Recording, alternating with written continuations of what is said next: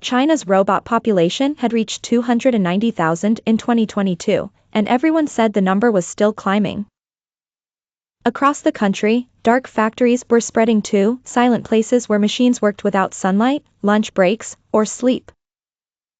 In every field, robots had found a role, but the manicuring industry employed them in especially large numbers, where speed and precision mattered more than anything else. Tim was 8 years old, blonde, curious, and never calm for long.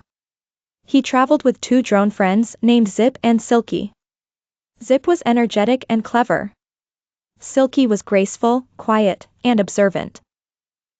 One evening, a letter arrived from Shenzhen, China, and it was addressed from their old friend Phantom, the first DJI drone ever invented.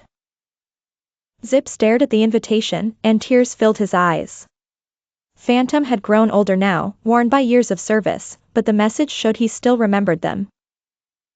Zip's tears were not from sadness alone. They were tears of happiness, because being remembered mattered more than being new. Tim was even more excited for another reason.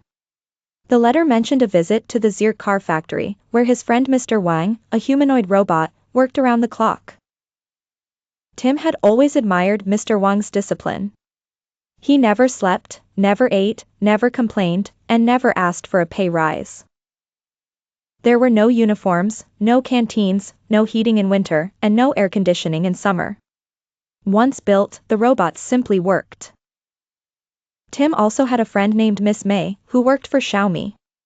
She helped assemble mobile phones at a pace that seemed impossible to humans, one every 3 seconds. In the dark factory, lights were kept low, machines stayed awake, and the production lines moved like clockwork.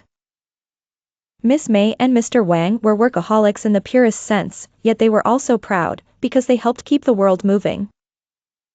Tim had met many of his robot friends when their products developed faults and had to wait for an engineer from China to repair them. Those moments had become the beginning of friendship. A broken phone, a stalled car, a delayed drone repair, each had led to a conversation, then trust, then loyalty. One day, Tim, Zip, and Silky visited their friend Mr. Johnny, a famous kite flyer in town.